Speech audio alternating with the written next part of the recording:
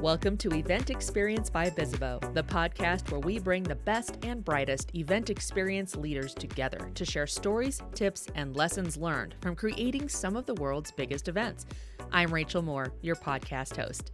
In this episode, we're claiming victory over inboxes with our topic, Beyond the Bounce, Overcoming Email Marketing Challenges for Event Professionals. Our champions in this battle are Kendra Ellis, Director of Client Services for SmartBug Media, LaShanda Jackson, Global Director of Lifecycle Marketing for Intuit Mailchimp, and Ghazwan Almoazen, Global Experiential Marketing Demand and Communications Director for DocuSign. We're about to get real regarding the struggles of email marketing for event planners, gain hacks and how-tos for crafting emails people will actually open, learn how to automate our way to increased efficiency, and segment lists that ensure every recipient gets an exceptional event experience. Let's open it up.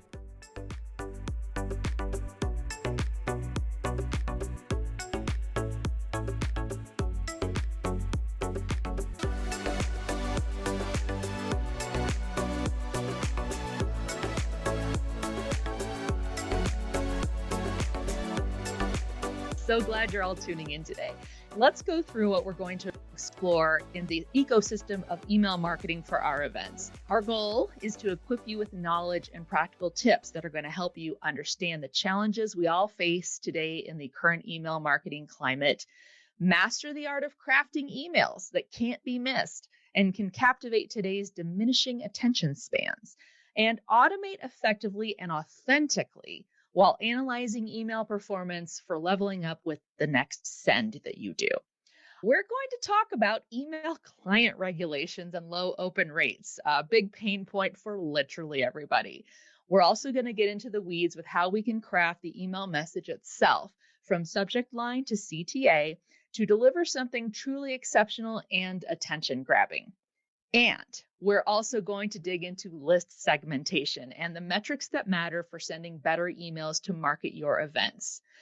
It is my pleasure to introduce today's speakers. First, we have Kendra Ellis. Kendra is the Director of Client Services with SmartBug Media. She has delivered results for the entire alphabet, B2B, B2C, D2C, over the past 17 years with diverse teams of content creators and marketing strategists. And by the way, Kendra's go-to event day shoes are Kizik's. Next, let's welcome LaShanda Jackson. LaShanda is the Global Director of Lifecycle Marketing with Intuit Mailchimp. For over 15 years, and including her roles with HP and Home Depot, she has driven growth and loyalty for global brands focused on demand gen and event marketing. Her go-to event day shoes are Adidas Ultra Boost for trade shows and Golden Goose Pure Stars for everything else. She says it's perfect for dressing up or down, so it's pretty awesome. Thank you for joining us, LaShanda. And finally, our third panelist is Ghazwan Almoazen. Ghazwan is the Global Experiential Marketing Demand and Communications Director for DocuSign. He brings over 12 years of experience in the events industry, delivering results for VMware, Oracle, and Yahoo. And his go-to event day shoes are New Balance. I'm glad to have you here, Ghazwan. I want to ask our speakers, and this is just a little pop quiz, so everyone's going to have to look at your inbox. Let me ask each of you, how many emails do you currently have in your inbox right now? I'm going to start with LaShanda. How many do you have? Oh gosh, you really did put me on the spot there. I have 502 emails. Woo! That's impressive. How about you, Kendra? Okay, I'm a little bit on the opposite end. I currently have 3. Okay, wow. That is equally impressive as well. Ghazwan, how about you? What are you bringing in? I'm more like Kendra. I go every night with a 0 inbox every day. So if I need to unsubscribe, I do. If I need to keep it for the next day, I do it. That's why I keep it clean and easy for me. Now, we're going to dive into some specifics. Before we can overcome a challenge, this is going to harken back to, if anyone remembers the days of G.I. Joe, knowing is half the battle. We need to first identify a challenge before we can overcome it. We got to get cozy with it. We got to truly understand it before we take it on. I think we've all been there. We've stood in a crowded room where everyone is talking at once, and we have to decide where to focus first, right? Our attendees' inboxes, as we've already mentioned, are very much like that crowded room. And our emails to promote our events have a lot to overcome in the race to being recognized and opened and then reacted to. So let's talk about those challenges. I'm going to start things off with you, Kendra. As event emails sit in those inboxes amidst sales emails, work emails, and calendar notifications, how has all that noise impacted open rates for our event promotions getting delivered to email addresses?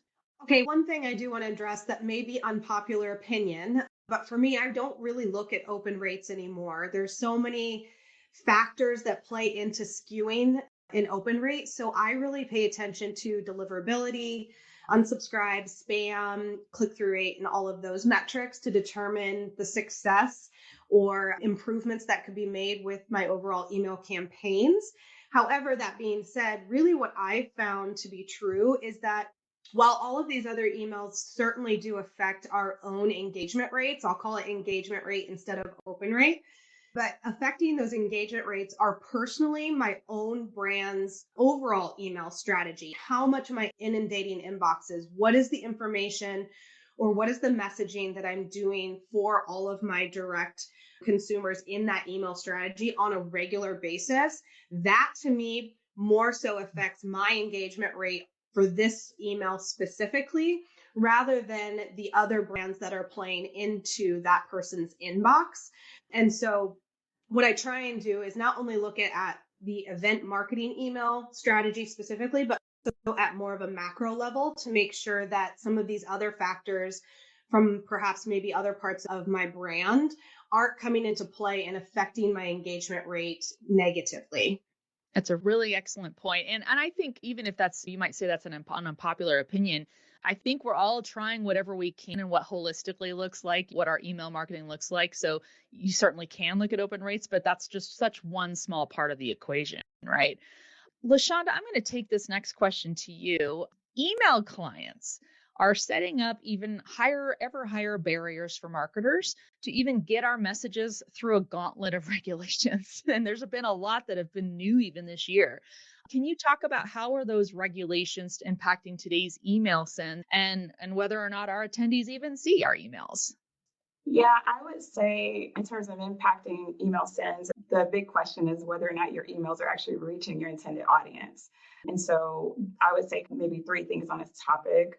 Number one, as someone who actually works for email marketing and automation provider, I think email marketing we have to utilize that as a best practice, if you will. So I think more and more consumers of the emails, their expectations are high, right, for email providers to protect them. And I think my particular team actually sits as part of lifecycle marketing. So email marketing is part of our day-to-day practice, and events lives within that. I'd say the second point I would make is just as you're doing email marketing and you're an event marketer as well, it's really good for you to utilize the Can-Spam Act, because a lot of the things that were included in that were meant to help consumers reduce the amount of spam, keep them safe, et cetera. And so I think that as an email marketer, we need to make sure we're protecting and putting best practices in place. So that's something that we do pretty regularly. And I'd say the third one is implementing best practices when you're sending out event communications. If you think about some of those best practices and also the recent regulations, is your domain authenticated? Number one, like Google, and I believe Yahoo did a communication back in February, and now they're putting a lot of the stuff in practice. So number one, you want to make sure people know who you are. And I'd say the second one is making sure that you make it easy for somebody to unsubscribe from your communication. Honestly, as an email marketer, do you actually even want to send communications to people who don't want to receive it? So think about that. And I think the last piece I'll say is personalizing your communications. We learn so much through our registration forms about our audience. And if they're someone who has attended a previous event, there's tons of ways that you can make it easier on yourself to segment the list and then start to personalize them towards people's interests. Really great points there. Ghazwan, I'm going to go to you because this is a great question too, that it really gets to the guts of this. One might think that always on would lead to an increase in attention by our target audiences. We're always on. Of course, you're paying attention.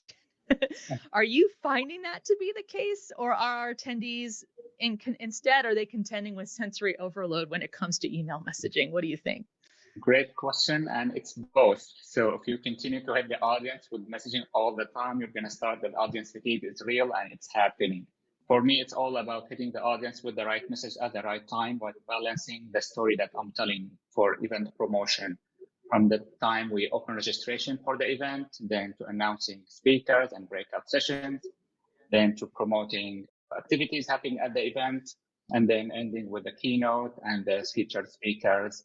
And of course, while sending the reminders and event update to those who registered between the time they registered till the event, most likely they don't have a reason to come back to the website to check out what we have added. So I make sure that they are updated often with whatever we have continued to add content to the website. Email is the first step for them to reach and know about the event and what's happening, but really all the conversion is happening on the website. Like Kendra mentioned earlier, it's not always about the metrics for the email as much as it's on the conversion. Are they finding what they're looking for on the site? Is the registration experience easy and smooth for them? Are we hitting them with the right cadence of emails? And this applies for internal promotion within the company and the sales team and the field team, and for external promotion also for our customers and prospects. And also making sure that the message that you're sending via email is concise with the social media, paid media, external, any other promotions that we are doing. Are you finding that people are making that decision later? And I feel like we're seeing a lot where people are like only registering maybe the day before or super close to the event. What are you seeing there? Absolutely. Lots of trends for people signing up 2-3 weeks before the event, but also keep in mind for in-person event. And I just came from our flagship event Momentum that happened last week, April 10 and 11 in New York City. So we had lots of registrations early on because people, they do want to book their travel, their hotel, their flights, get the approval from their company, all of these kind of commitments. So you always have a great chunk of people who would register months and weeks in advance to make sure that they have the right experience for them all upfront. But also, you'll find lots of local customers or local contacts who are within maybe a 100-mile radius signing up for the event 2 weeks before. And those will be really my focus within the latest weeks before the event. Yeah. How about LaShanda or Kendra? Either of you have some thoughts about that too, about how quickly or how late people are registering?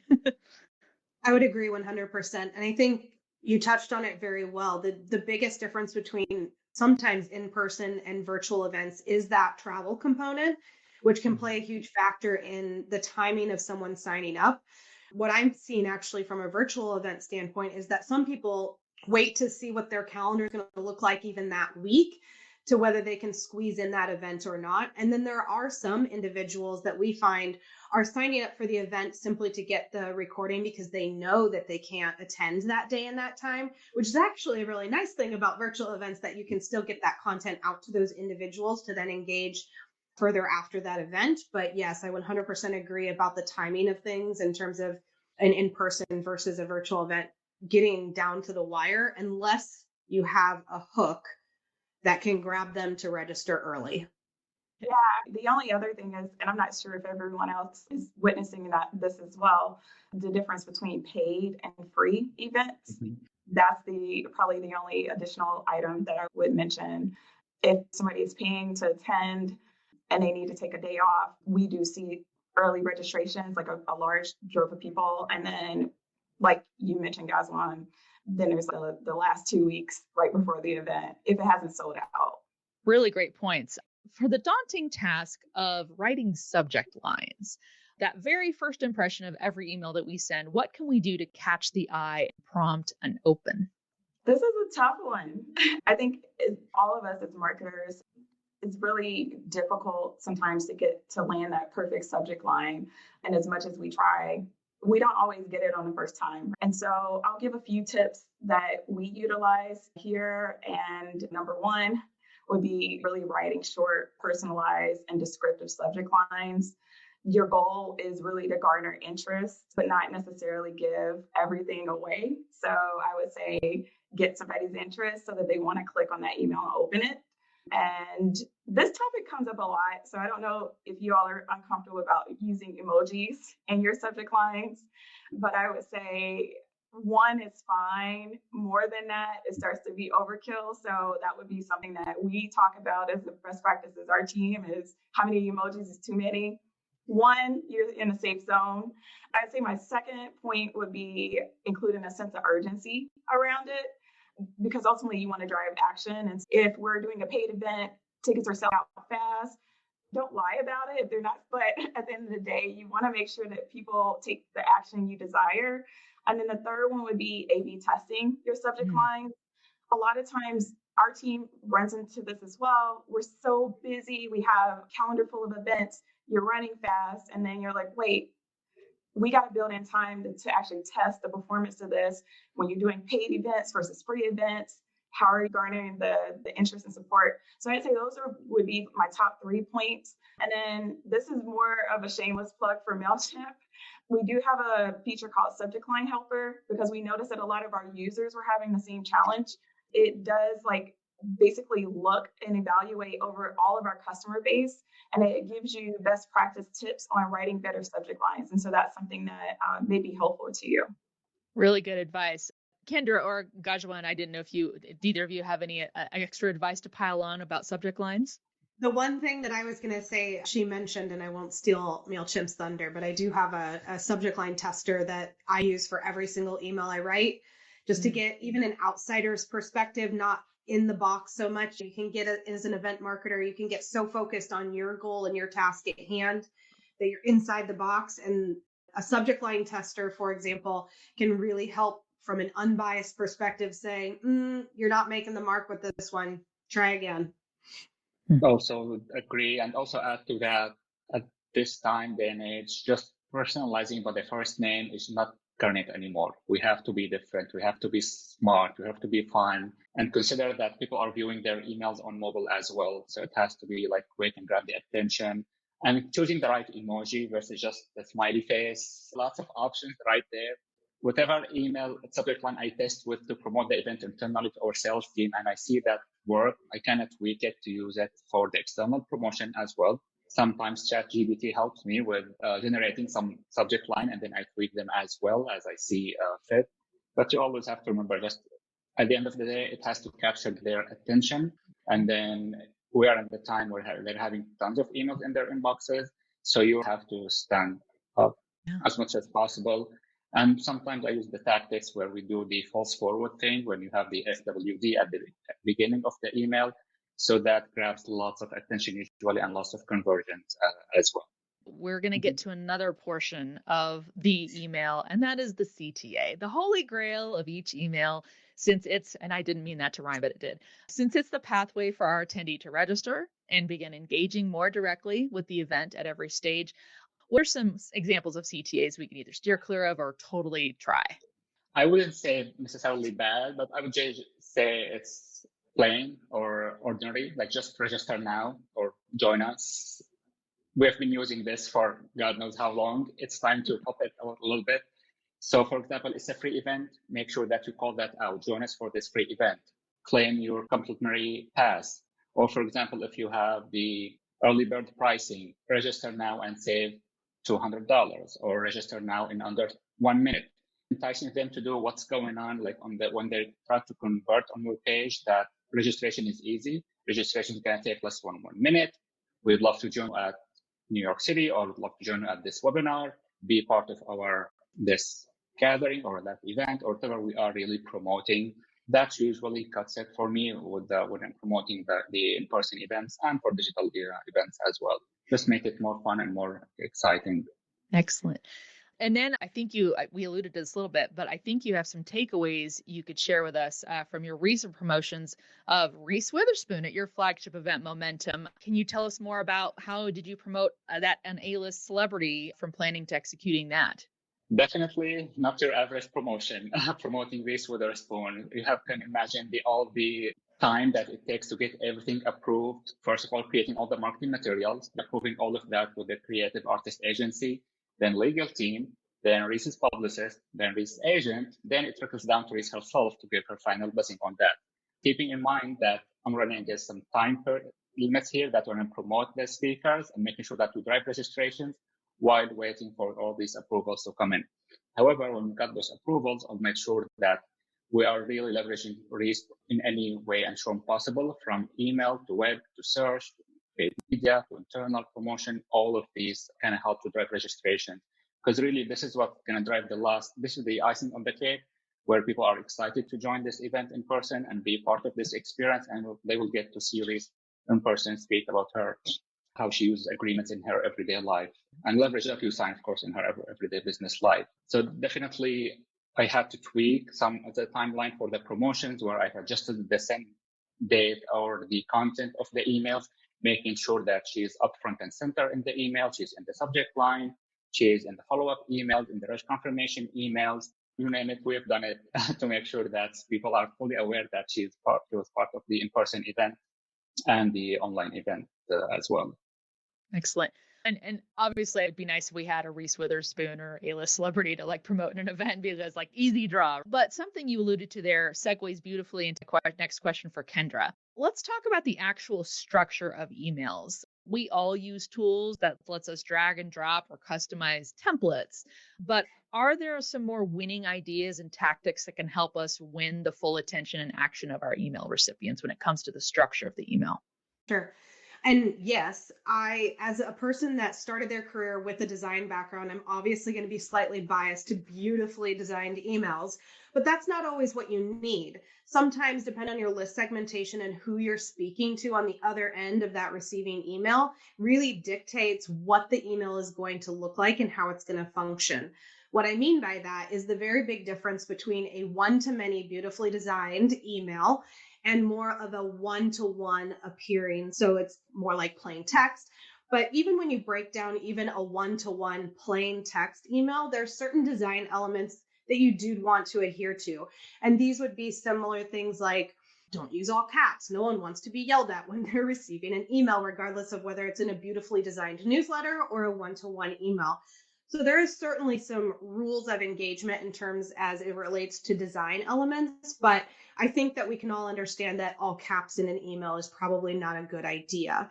However, that does play in, but what I would say from a structure of an email, when you're trying to convey a lot of information all in one email, say maybe the agenda of an event, you're going to probably want to have that in a beautifully designed one-to-many email versus when you're trying to get them to take action on what you want for that event. Say the end result is booking time with a salesperson during the event or scheduling a demo. That might come across better as more of a one-to-one or plain text email from a design standpoint.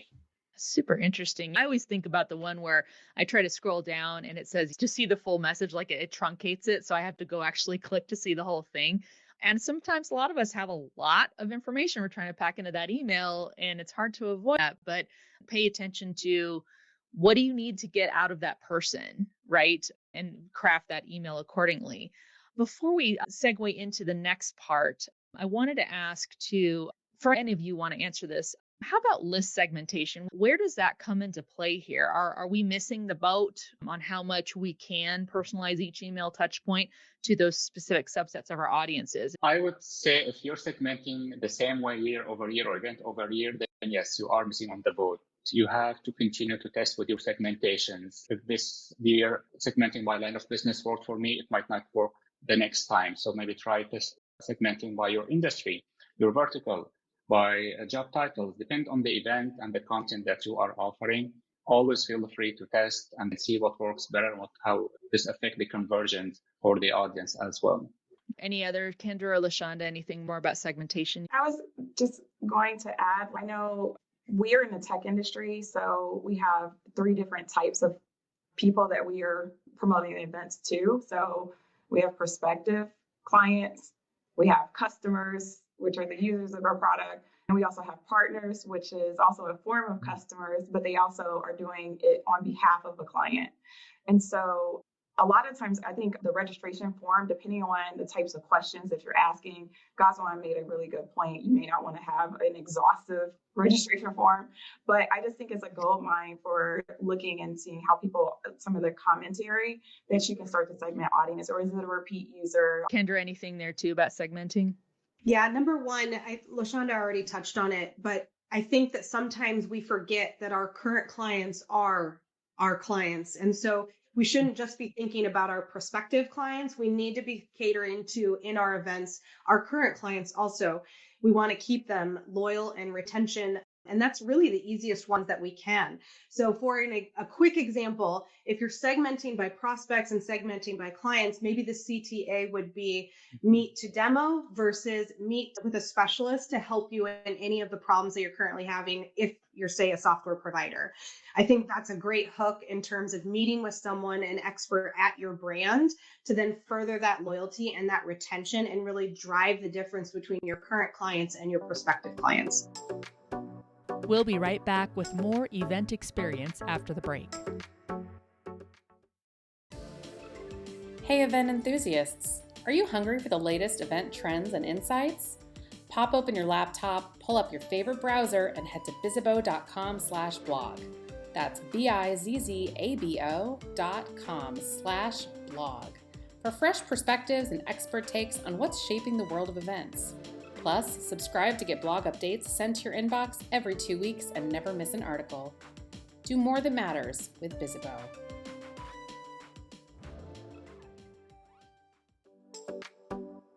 We're back with more event experience to talk about how we all might be underutilizing the power of automation in our email marketing. How big of a role does automation play in delivering a great email campaign that actually converts? Like, what tools do we need to put those into play? All the tools you can have. Definitely, you cannot enough have tools to help you analyze and measure all the conversions and between from sending the email. For example, we use Eloqua to send our emails, from looking into emails conversions, open rate and click rate. And they also spend some time looking at the heat map, where people are engaging within that email. Is it on the top? Is it on the bottom? Do we have too many CTAs? Is it above the fold or below? These kind of things help us not only designing the content for the email, but also the design template of the email as well, and how to make things simple and easy and fun for them to consume and convert on. Then moving that, all these leads or go into the Salesforce, and then beyond that, maybe to Tableau to measure the pipeline and the revenue. And if they didn't MQL, maybe you add them to the right nurture for them to MQL later on. This all comes into play. So just sitting, giving the time to analyze everything that goes within the customer journey, within those emails and nurtures, definitely helps you build the right story and the right communication for them to convert properly, for sure. Yeah, love that point. Kendra, I'm going to come to you next. This is actually bringing us a little bit full circle from the first question we asked you, because we did ask about open rates and what your philosophy is around that.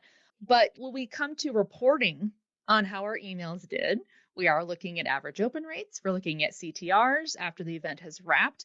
I'd love to ask you, how do we go beyond just reporting, saying, here's what the numbers were, and actually get into analysis of what that email data is telling us? Absolutely. And from a macro level, as event marketers, I'm sure we're checking a lot more than just our email engagement metrics here. And so what I do is I back out from email. Yes, I'm looking at click-through rates. Yes, I'm looking at deliverability and spam and unsubscribe and all of those things. I'm also looking at, is this a part of a larger lead nurture component? And where are those drop rates happening from one email to the next? That's a big component that I look at from a holistic email perspective with the event marketing. On the flip side, I look at CTAs. I look at heat mapping on landing pages or registration pages. I take a look at follow-up emails. So if you have a conversion path on your registration page, what is that conversion for that? What is the email engagement rates of that follow-up email? I'm really looking at a holistic picture to then drive down the individual assets of my overall event strategy to make sure that I'm not missing anything in the data that's telling me that story on where we're winning and where maybe we can make improvements in the future. Yeah. And LaShanda, I'd love to learn, especially with your role, how have you used email metrics to change your approach when the data demands something new? I recall this, and I will share one time where we had to fail fast and quickly adjust. And particularly, it was an event that we were doing. It was a global event, and it was actually post-COVID. So we had been doing a lot of virtual events. And so we were doing probably one of our first in-person events in a long time, and we weren't doing it in the US market. All of you probably can relate. You spent all of this money on these exorbitant speaker fees, and now you got to get people there. Ghazwan, I'm thinking about you. And so we had designed an email template where we were highlighting and profiling all of our speakers and just really giving the full lineup. We had a very short window to get people there. And we were not seeing great engagement with the email. So as Kendra mentioned, open rate is not that reliable anymore. So we were looking at click to open rate and click-through rate in particular. And we just saw really quickly that our design team had to just jump in there and completely redesign the email so that we were highlighting the main draw. Why are people getting there? I'd say our second challenge that we learned, which wasn't necessarily the email metric per se, but there was also some market particular things that were going on. There was sensitivity around the price point to attend an event. And so that was the other data point. Once we got to registration, we had a high abandonment rate. And so we were like, what's driving this? And so it was the ticket price. And so there was sensitivity around price. So we quickly adopted like abandoned cart. If you think about retail, borrow ideas from other industries. And we quickly implemented an abandoned cart program, and we sent personalized email comms. So we segmented that audience, sent it to them. And that's how we actually improved our sell-through rate for our tickets and then also attendance for the live event. Wow, those are great examples. Thank you so much for sharing that.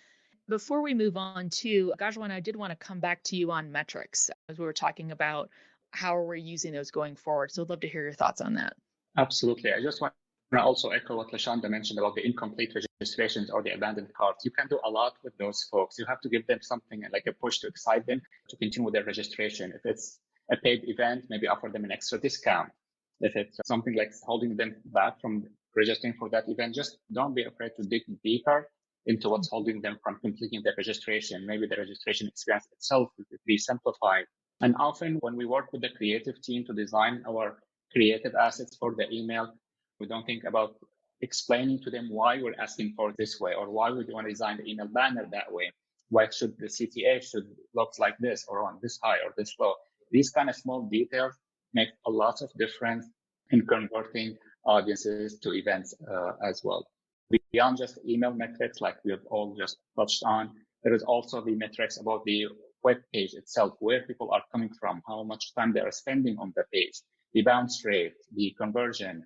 Are they going to other pages, or are they just spending too much time on that page, not doing taking any action? Would the drop rate be on the payment page? Maybe you could adjust the pricing for that event. These kind of nuggets helps you put the full story together about how people convert for your events. Awesome. Excellent points. I know you mentioned doing the forward tactics or talking about the false forward tactic. Could that be seen as misleading? Like if somebody does open that email and they see that it's not actually a forward from somebody they know? So let me elaborate a little bit on this tactics. So we send the email built in HTML, then maybe a week after or so, this false forward will gonna come from a person from the company. Let's say Diana from DocuSign. She is the lead of customer engagement. She's just forwarding this email to the contacts, making sure that, hey, I just want to make sure that you got this in your inbox. You've seen it. We have this great event coming up. These are the details. You can see the full version of the HTML of the email below the text-only version that she sent to the audience. So it's really like an actual plain, good, old false forward email. And definitely this helps with lots of conversion, because when people can relate to an email getting from someone versus just another marketing email. Great point. What about inline text CTAs? Can you share some ideas or best practices around using inline text CTAs as well as buttons? I tend to use both, actually. So I always test out the inline CTA as similar to whatever the main button call to action is within the email. And then I take a look at, from an A/B testing standpoint, I see what's resonating more with my recipients. And that's how I make a judgment call for perhaps even the next email set to send in that holistic campaign. I would definitely agree with Kendra on that. We tend to use the CTA button as the primary purpose, or like what action are we if we didn't do anything else, what action are we trying to drive? And we use a button for that. People may not necessarily read the entire email. And so that's the reason why we prioritize the CTA button. But then there may be additional things if somebody's interested about a topic that we will use inline CTAs. Excellent. All right. I have a question here. How do we feel AI will change e-marketing in the future? Who wants to go with that one first? I can go. It's already here and it's already changing. So it's not in the future. We're already leveraging that in whether it's like content creation for email or subject line, or just making sure that we are optimizing our email to the best we could. Obviously, we're still going to need to use our brain and good judgment about the content of the email if it makes sense, because we don't want to overdo it and overkill. But definitely it helps a lot generate tons of excitement and tons of great call to attention, maybe to the emails that as we build them for sure. Yeah, I would say at Intuit at large, so Mailchimp is a part of Intuit. AI, we're embracing it. I know that there's a lot of nervousness around it. What's going to happen to my role? I would say in terms of our products, what we find is that marketers can use it in a more effective way. I believe it's still in beta, but I know there's an option for you to actually write your email. So you can use AI to write your email, which is amazing. And subject line, all of that using Mailchimp. So if somebody has a website or they can actually take a product and give the prompts, I would say embrace it because our time is super valuable. But it doesn't mean do it and then just send it out. You still have to provide value in the terms of making sure that you're not sending something out where it's been copied from something else. So it still requires a human, but I would say if it helps you to save time and be more effective, then embrace it and have a better quality of life, because we know as event marketers, we work 24/7.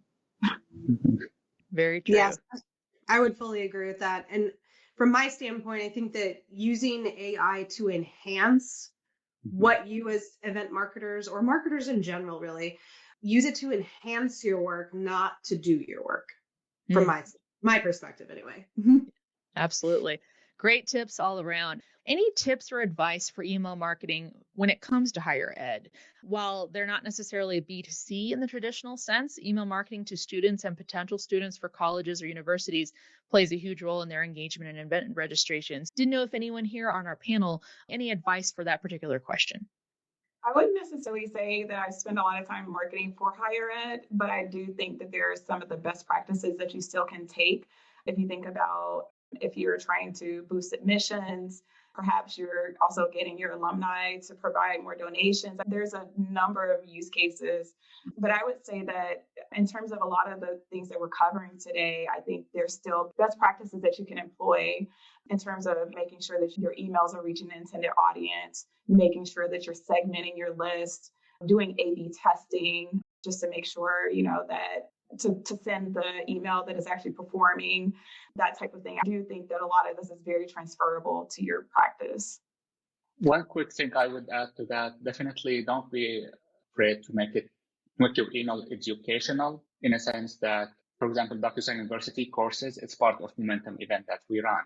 So when we promoted those courses, we made sure that we are descriptive of all the sessions that we're having, all the courses, the benefit, the certification, and everything that the customers will benefit from attending those classes and courses. So it might be a little bit lengthy than your usual email, but that's fine, because it's kind of expected in the course of learning about your offering from this educational email that you are sending.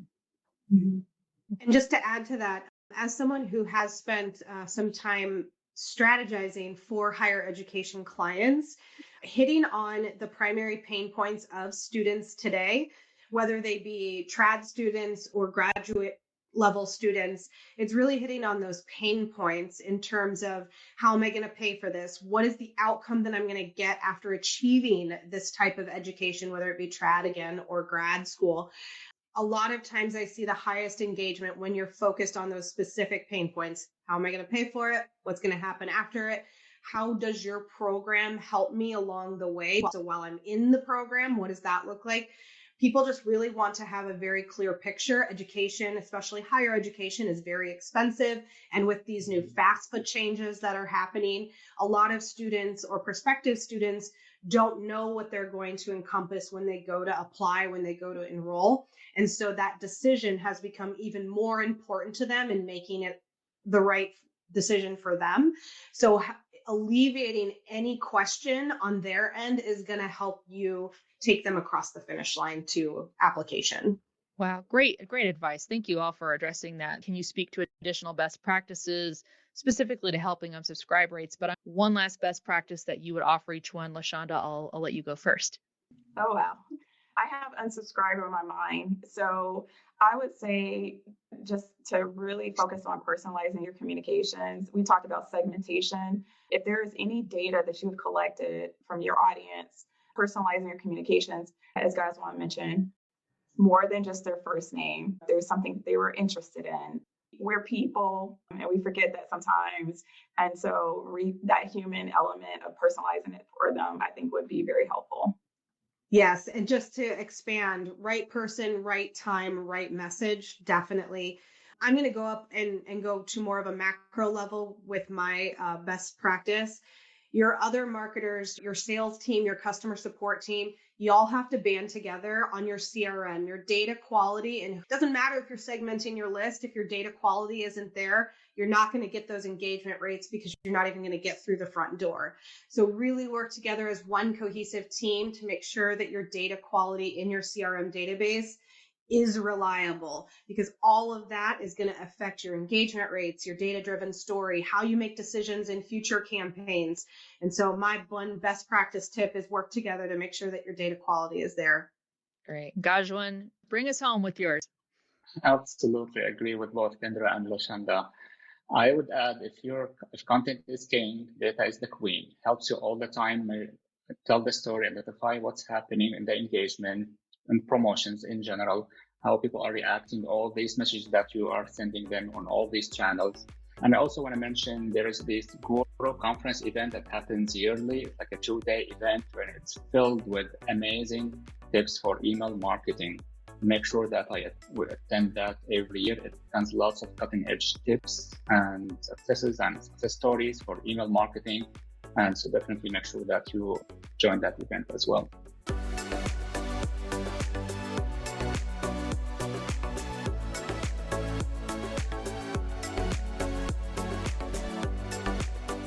Thanks again to Kendra Ellis, LaShanda Jackson, and Ghazwan Almoazen for sharing their expertise with us. And thank you for listening.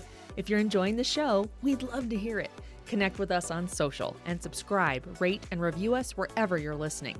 Also, don't forget to share the show with your colleagues and friends. You can find transcripts of each episode and key takeaways on bizzabo.com/podcast.